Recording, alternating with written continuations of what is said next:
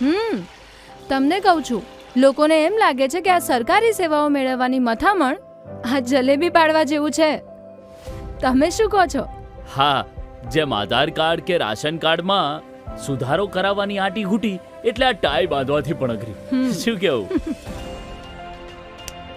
પણ એ તો બીજે બધે હોય. આપણા ગુજરાતમાં સરકારી સેવાઓ મેળવવું એટલે ઈઝી અને ફાસ્ટ. ગુજરાત સરકારના સેવા સેતુ દ્વારા આધાર કાર્ડમાં સુધારા, જન્મ મરણના દાખલા, જાતિ પ્રમાણપત્ર જેવી જુદા જુદા વિભાગોની સેવાઓ એક જ સ્થળેથી મળી રહે છે. અને આ સેવાઓ અમને અમારા ઘર આંગણે મળી રહે તે માટે સરકાર પોતે આવે છે અમારી પાસે.